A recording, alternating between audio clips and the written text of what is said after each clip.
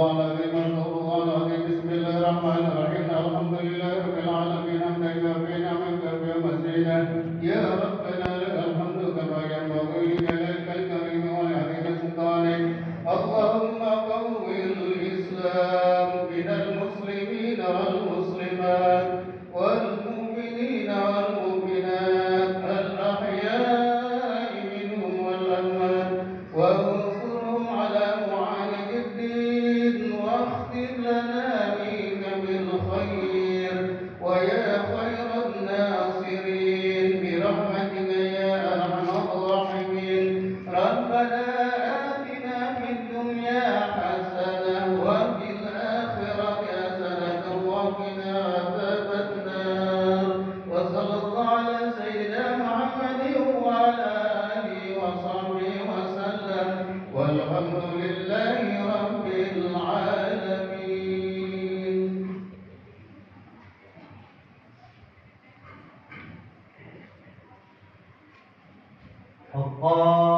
الله أكبر الله أكبر الله أكبر الله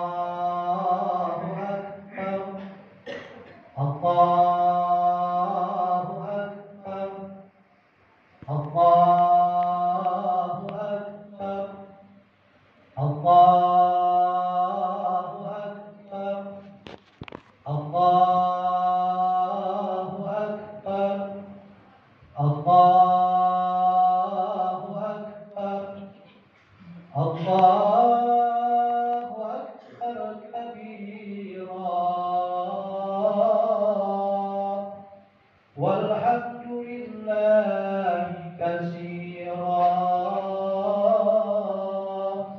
وسبحان الله بكرة وأصيلا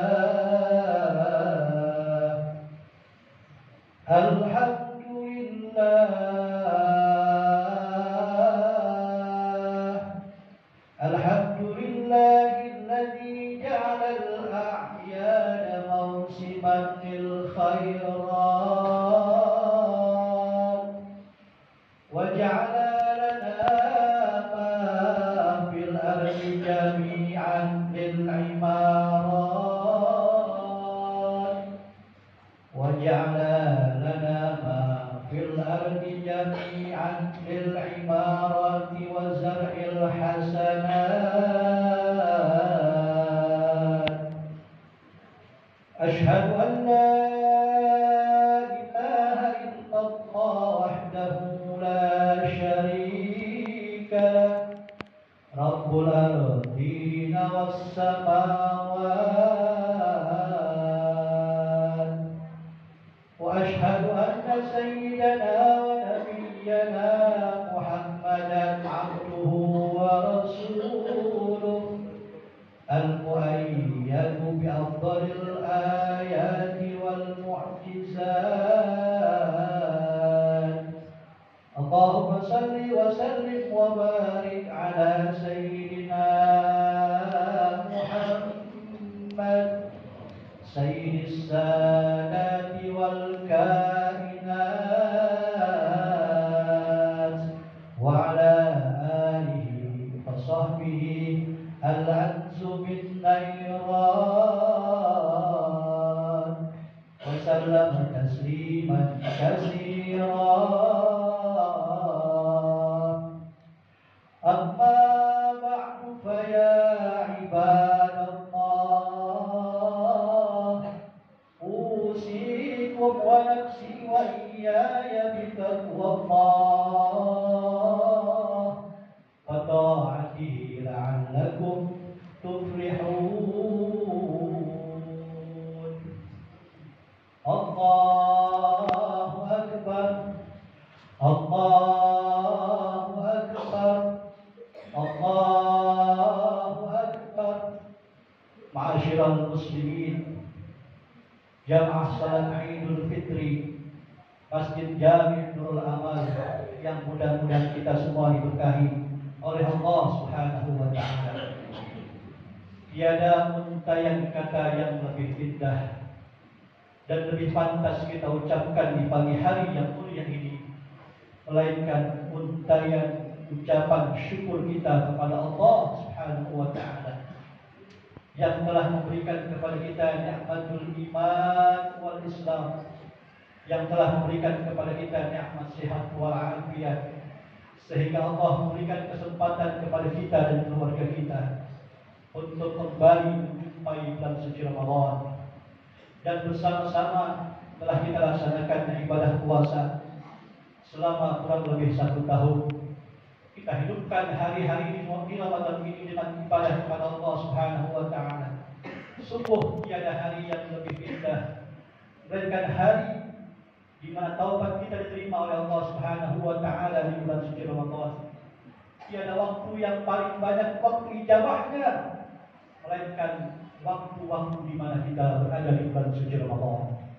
Beruntung buat umat Nabi Muhammad, beruntung buat jamaah Masjid Nurul Amal yang begitu mengkhususkan, mengistimewakan bulan Ramadan ini dengan ibadah kepada Allah Subhanahu wa taala selain ibadah puasa. Beruntung buat Bapak Ibu yang mengirimkan sekedar takjil untuk berbuka puasa. Beruntung buat para jamaah sekalian yang menghidupkan masjid ini dengan qiyamul lail, dengan salat tarawih bersama. Selain kita salat berjamaah 5 waktu, beruntung bagi mereka yang menyantuni anak-anak yatim. Beruntung bagi mereka yang memperbanyak kebaikan-kebaikan di bulan suci Ramadan. Lihatlah nanti apa yang kita laksanakan di bulan suci Ramadan ini. Bila Allah kabulkan semua permohonan-permohonan kita, hajat-hajat kita. Lihat 11 bulan perjalanan kita di alam dunia ini ke depan. Jika kita merasakan ketakwaan kita kepada Allah semakin bertambah, kebaikan-kebaikan kita semakin bertambah, semangat ibadah kita semakin bertambah kepada Allah Subhanahu wa taala, dan kesusahan-kesusahan kita diangkat oleh Allah Subhanahu wa taala, maka itulah tanda dan sekian tanda dikabulkannya doa-doa kita, permohonan-permohonan kita di bulan suci Ramadan. Dan bagi mereka yang tidak berpuasa Ramadan, yang meninggalkan puasa Ramadan, bersegeralah taubat kepada Allah Subhanahu wa taala, karena besarnya siksa buat mereka yang meninggalkan puasa Ramadan. Lihat para sholihin ketika akhir Ramadan, mereka menangis sedih, takut kalau seandainya Ramadan tahun ini adalah Ramadan yang terakhir, dia tidak akan menjumpai kembali Ramadan yang akan datang. Sementara dosa-dosanya kepada Allah Subhanahu wa taala masih sangat banyak. Khawatir kematian datang kepadanya, dosa-dosanya belum diampuni oleh Allah Subhanahu wa taala. Lihat langit dan bumi dan para malaikat Allah, mereka ikut menangis, mereka ikut bersedih manakala Ramadan meninggalkan umat Nabi Muhammad. Mereka mengatakan, sungguh kerugian besar buat kalian wahai umat Nabi Muhammad dengan perginya Ramadan. Begitu banyak kebaikan-kebaikan yang Allah berikan di bulan Ramadan. Permohonan-permohonan ampun bagi mereka yang minta diampuni oleh Allah Subhanahu wa taala. Buat mereka yang berdoa, yang mempunyai harapan-harapan, pasti dikabulkan oleh Allah Subhanahu wa taala. Begitu amat istimewanya bulan Ramadan untuk umat Nabi Muhammad. Tapi kenapa kita yang diberikan hadiah oleh Allah Subhanahu wa taala berupa bulan Ramadan, kita sia-siakan, bahkan kita tidak sedih, kita tidak menangis pada Ramadan yang meninggalkan kita? Apakah kita yakin tahun yang akan datang kita kembali bisa berjumpa dengan Ramadan? Sementara setiap saat, setiap detik dosa-dosa kita dihitung oleh Allah Subhanahu wa taala. Ramadan adalah bulan penebus dari segala dosa-dosa yang kita perbuat. Maka tidak ada harapan melainkan kita memohon kepada Allah Subhanahu wa taala agar Allah memberikan kesempatan kepada kita kembali berjumpa dengan bulan Ramadan yang akan datang. Amin ya rabbal alamin. Allahu akbar. Allahu akbar. Allahu akbar walillahil hamd. Ma'asyiral muslimin wal muslimat yang beriman, diriwayatkan ketika hari raya Idul Fitri di tanggal 1 Syawal, baginda Rasul sallallahu alaihi wasallam ketika beliau akan naik ke atas mimbar, tiba-tiba malaikat Jibril alaihi salatu wassalam datang kepadanya.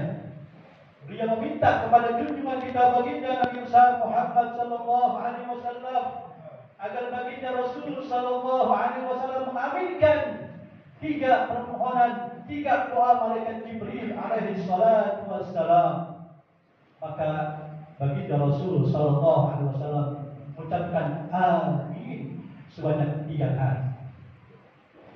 Selesai baginda Rasul sallallahu alaihi wasallam menyampaikan khutbahnya, beliau turun dari mimbar. Salah seorang sahabat bertanya kepada Rasulullah sallallahu alaihi wasallam, "Ya Rasulullah, tadi aku melihat, aku mendengar engkau mengucapkan amin sebanyak 3 kali. Apa sebab wahai Rasulullah sallallahu alaihi wasallam?" Maka baginda Rasul sallallahu alaihi wasallam pun menyampaikan kepada sahabatnya, "Tadi ketika aku berada di atas mimbar, ketika aku akan naik ke mimbar, malaikat Jibril datang kepadaku. Beliau berdoa dan aku diminta untuk mengaminkan. Doa yang pertama, kata baginda Rasul sallallahu alaihi wasallam, Jibril alaihi salatu wasallam berdoa, "Ya Allah, jangan engkau terima puasa Ramadan dan ibadah-ibadah lainnya bagi anak yang durhaka kepada ayah dan ibunya atau salah satu keduanya. Dia menjumpainya saat ini, tetapi beliau tidak mau minta maaf dan ridho kepadanya."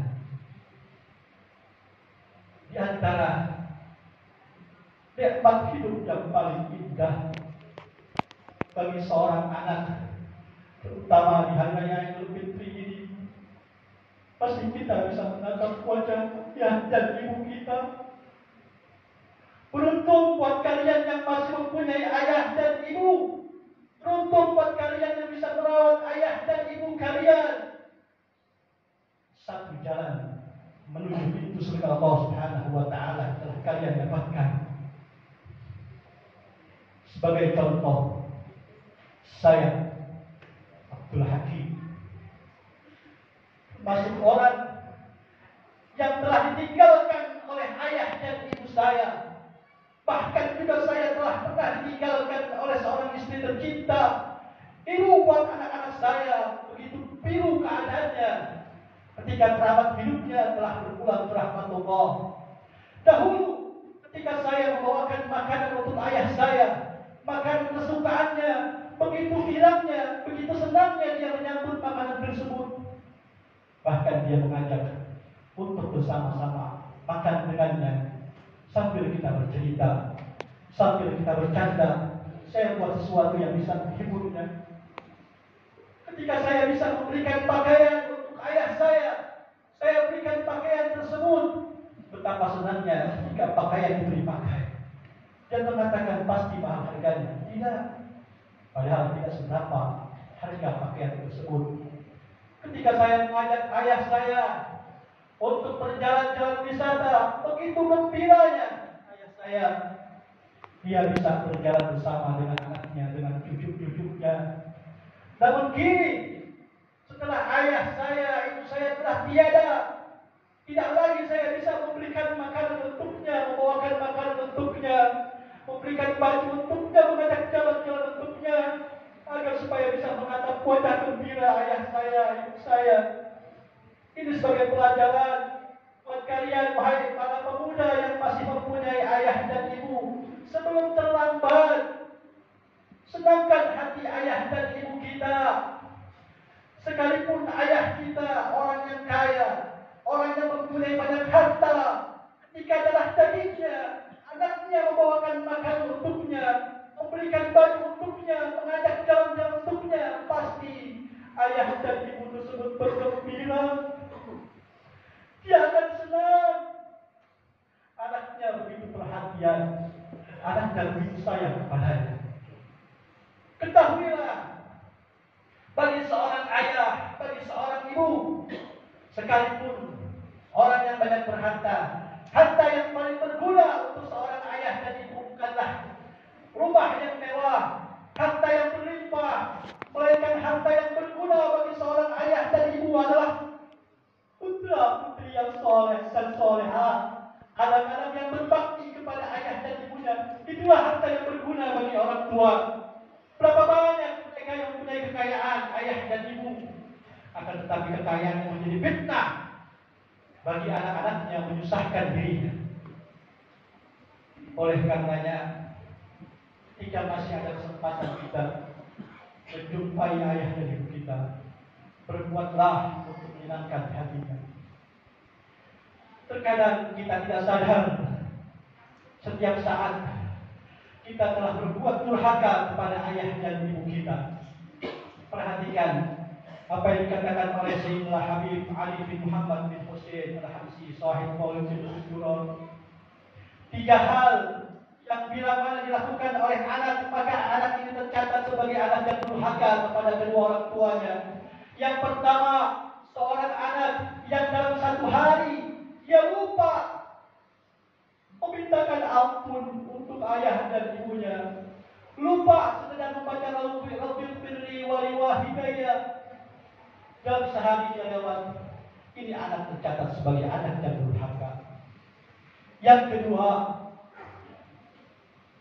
seorang anak yang manakala ayah dan ibunya lewat di hadapannya, ini anak tidak bangun, tidak menyambutnya.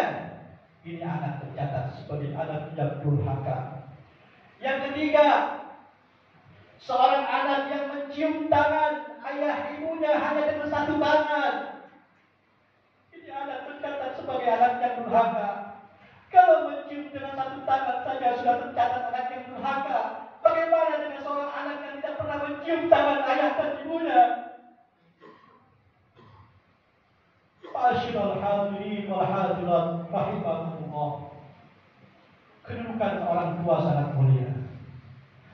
Seorang murid bertanya kepada gurunya, "Wahai tuan guru, bagaimana perihal seorang suami yang lebih mencintai ayah dan ibunya ketimbang dia mencintai istrinya?"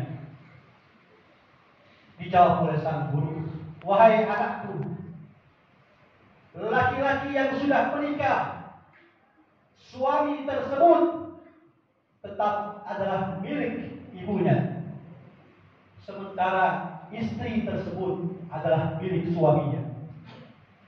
Seorang istri yang memberikan kesempatan kepada suaminya untuk berbakti kepada ayah dan ibunya, maka kelak kebahagiaan akan Allah berikan untuk istri dan keluarganya.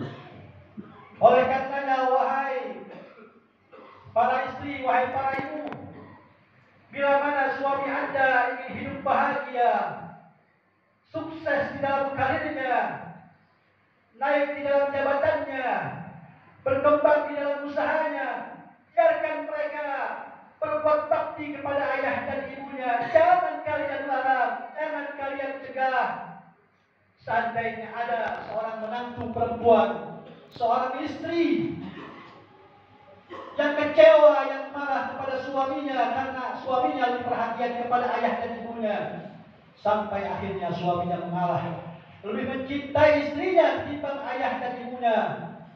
Selesai sudah, tunggu badai kehancuran rumah tangga akan datang kepadanya. Begitu pula kaum muslimin wal muslimat, khususnya wahai para pemuda. Bila mana kita berada di hadapan orang tua, rendahkan diri kita. Wahfid lahuma janaha zulli. Jangan kita tampakkan kalau kita ini orang kaya, sehingga menjadi minder orang tua kita terhadap kita. Kalau kita punya jabatan, jangan tampakkan jabatan di hadapan orang tua kita, seolah-olah orang tua kita ini adalah orang yang bisa diperintah. Kalau kita berilmu, jaga adab kita. Jangan seolah-olah menjadi guru buat orang tua kita. Begitu mulia ayah dan ibu kita. Begitu pula, renungilah, introspeksilah. Kalau kita banyak mengalami kegagalan-kegagalan di dalam hidup ini, ketunda sukses kita Bahkan rumah tangga kita pun terkadang terbawa fitnah. Maka lihatlah bagaimana hubungan kita kepada Allah dan kepada ayah ibu kita, walaupun ayah dan ibu kita sudah tiada. Jangan kita pernah perhitungan dengan ayah dan ibu kita. Mungkin kita pernah kecewa dengan ayah dan ibu kita karena kita merasa dibeda-bedakan oleh saudara kita. Ketahuilah bahwasanya orang tua itu pasti sayang kepada anak-anaknya. Tidak mungkin orang tua itu tidak sayang kepada anak-anaknya. Maka yang terbaik bagi seorang anak, apalagi kalau orang tuanya sudah lanjut usia, jangan kita selalu memberikan kabar-kabar yang tidak baik kepada ayah dan ibu kita. Baik itu masalah rumah tangga kita maupun masalah keadaan-keadaan yang dihadapi. Orang tua, khususnya ibu kita, ketika dia mendengar kesusahan yang dialami oleh anaknya, pasti dia tidak bisa tenang. Kalau seandainya masih mampu dia menolong anaknya, dia akan tolong. Kalau dia punya harta, dia punya emas, dia akan jual emasnya demi anak-anaknya. Tapi kalau ayah dan ibu kita sudah tua, sudah lemah, dia hanya bisa menangis melihat keadaan anaknya, tidak bisa membantu. Pada akhirnya orang tua kita menjadi pikiran dan kita menjadi anak yang durhaka pada orang tua kita. Oleh karenanya di hari raya Idul Fitri ini, selesai sholat Idul Fitri, kalau kita masih ada ayah ibu kita, temui segera ayah ibu kita, peluk hangat, cium ayah ibu kita, dan mintalah kepadanya, wahai ayah, wahai ibu, aku minta ridhomu, aku minta maafmu. Seandainya ayah dan ibumu menjawab, wahai anakku, aku ridho, aku maafkan dirimu, ketahuilah itu hal yang besar. Buat seorang anak di hari raya Idul Fitri, bukan THR, bukan uang, tapi doa langsung dari ayah ibu kita. Itu luar biasa. Bila mana kita dapatkan di hari raya Idul Fitri ini, beruntung buat kalian yang masih ada ayah dan ibu. Allahu Akbar, Allahu Akbar, Allahu Akbar, walillahil hamd. Yang kedua, malaikat Jibril alaihi salatu wassalam berdoa, ya Allah, jangan kau terima ibadah puasa seorang istri yang durhaka kepada suaminya. Maka aku jawab, amin. Ketahuilah, seorang wanita jika telah dinikahkan oleh walinya, oleh ayahnya, setelah ijab dan kabul, saat itu pula anak perempuannya telah menjadi milik suaminya, telah berpindah amanah Allah Subhanahu wa ta'ala dari seorang ayah kepada seorang laki-laki yang menjadi suaminya tersebut. Maka disinilah seorang istri wajib taat, wajib bakti kepada suaminya, dan yang menyambungkan bakti istrinya adalah suaminya kepada orang tua istrinya. Baginda Rasul sallallahu alaihi wasallam pernah ditanya oleh salah seorang wanita, "Ya Rasulullah, apakah amalan yang terbaik yang dikerjakan oleh seorang wanita agar bisa menyamai apa yang dikerjakan oleh laki-laki?"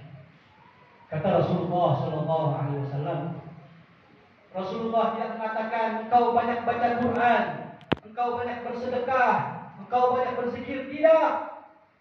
Rasulullah mengatakan salat 5 waktu jangan engkau tinggal. Ketika Ramadan puasa datang, puasalah kamu. Dan tutuplah aurat kamu. Dan yang paling penting, yang paling utama, engkau bakti kepada suami. Seorang wanita yang salehah, yang bila mana dipandang oleh suaminya tersenyum, menyenangkan hati suaminya. Ketahuilah, senyuman seorang istri mampu membakar 1000 kemaksiatan yang dihadapi oleh suaminya.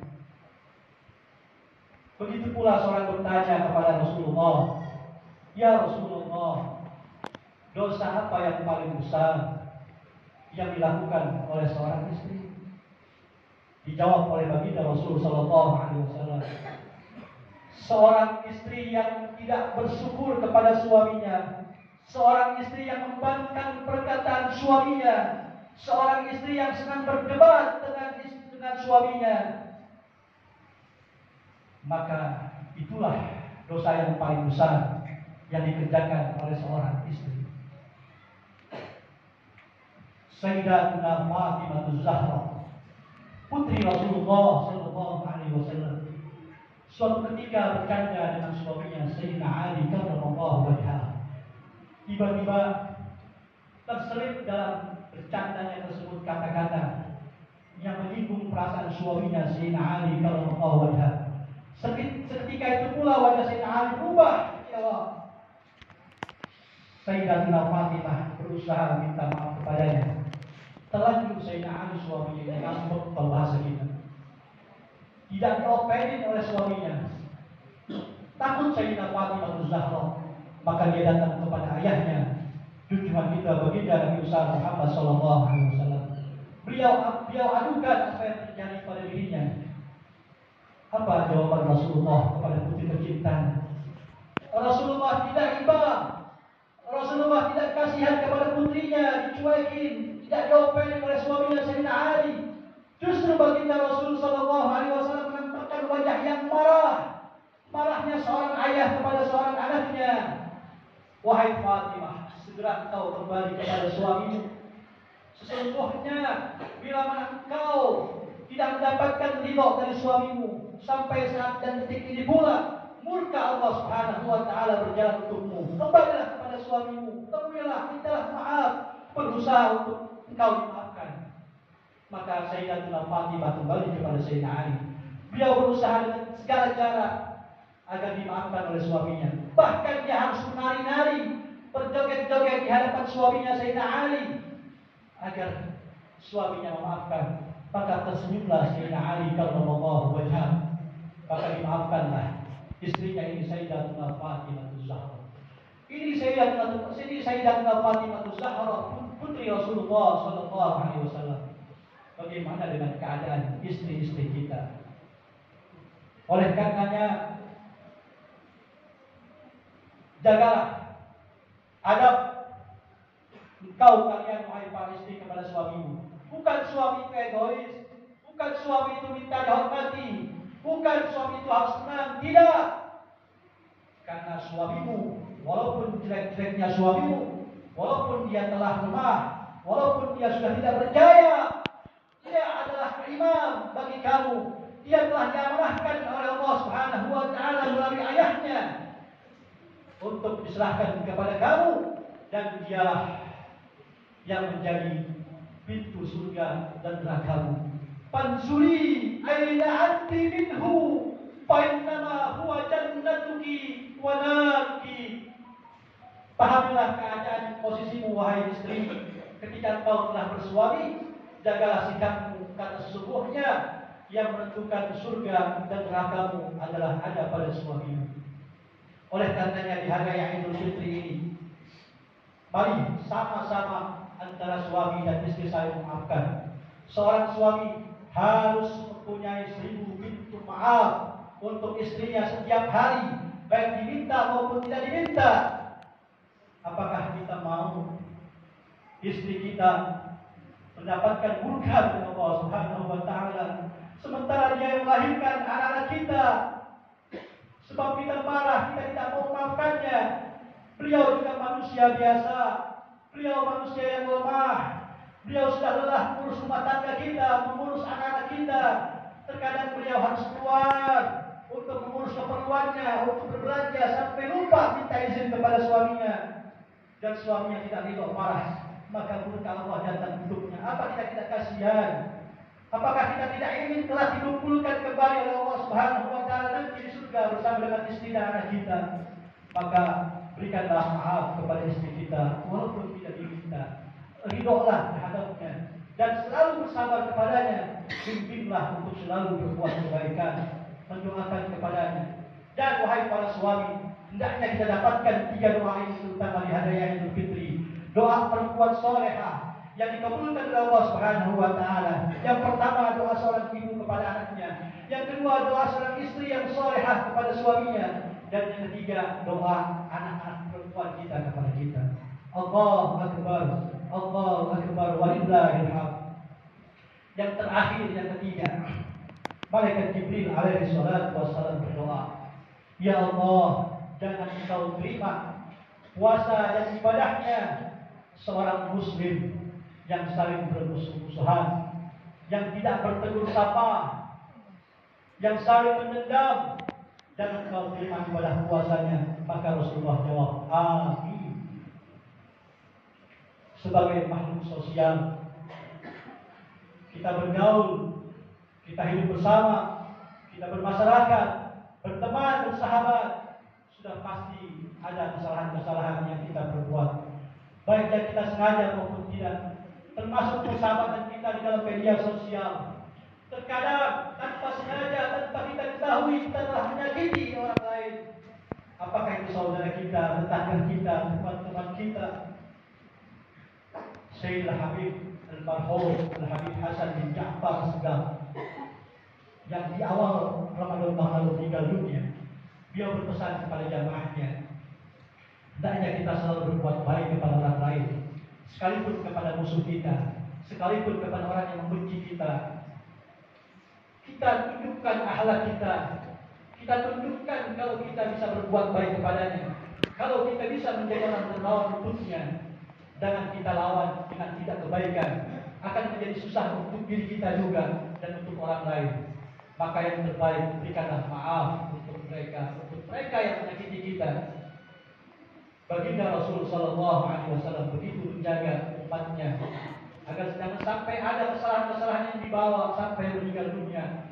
Di Ramadan setelah perbaiki hubungan kita kepada Allah Subhanahu Wa Taala dengan kita minta ampun, beristighfar, maka di hari raya Idul Fitri ini kita perbaiki hubungan silaturahmi kita, kita perbaiki hubungan pertemanan kita, persahabatan kita saling memaafkan, saling halal bil halal, saling minta ridhonya. Seorang wanita bertanya kepada Rasulullah, ya Rasulullah, aku mempunyai seorang tetangga, orang yang ahli ibadah, yang rajin baca Quran, rajin sedekah, tapi mulutnya ya Rasulullah pedas, mulutnya comel ya Rasulullah, selalu menyakiti kami tetangganya. Jawab baginda Rasul Sallallahu Alaihi Wasallam, orang tersebut tempatnya berada di neraka. Nauzubillah, subhanallah. Jadi pelajaran buat kita, biarkan orang menyakiti kita, biarkan Allah yang membalasnya, jangan kita yang membalasnya, karena kita juga manusia lemah yang terkadang kita terbawa emosi kita, terpancing emosi kita, maka menjadi tidak baik untuk kita. Mudah-mudahan Allah Subhanahu Wa Taala memberikan taufik dan hidayah kepada kita semua, dan bersama-sama kita akhiri khutbah Idul Fitri ini dengan kita berdoa kepada Allah Subhanahu Wa Taala. Mudah-mudahan doa kita diterima oleh Allah Subhanahu Wa Taala. Amin ya Rabbal Alamin. Ya Allah, ya Rahman, ya Rahim. Pada hari ini kami berkumpul di Masjid Jami' Nurul Amal. Kami melaksanakan sholat hari raya Idul Fitri.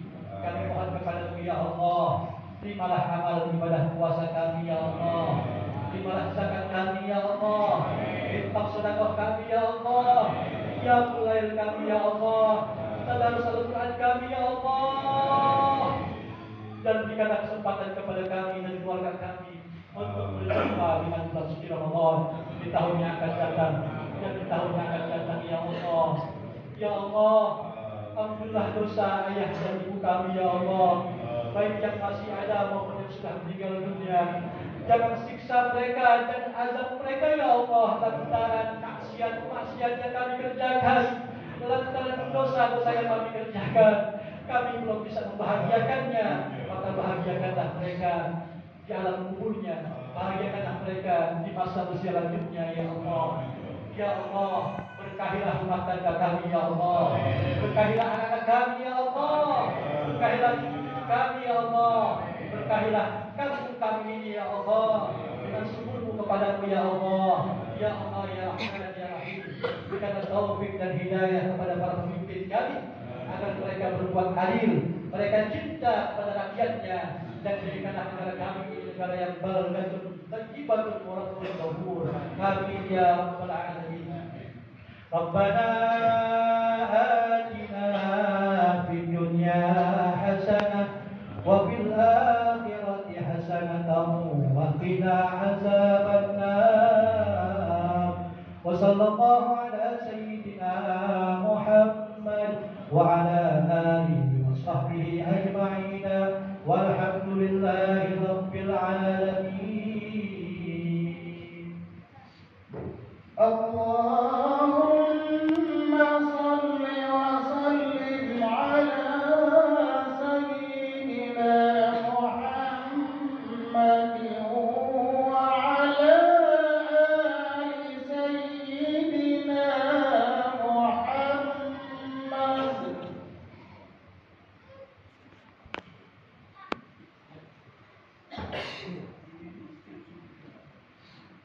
Allahu Akbar, Allahu Akbar, Allahu Akbar, Allahu Akbar, Allahu Akbar, Allahu Akbar, Allahu Akbar.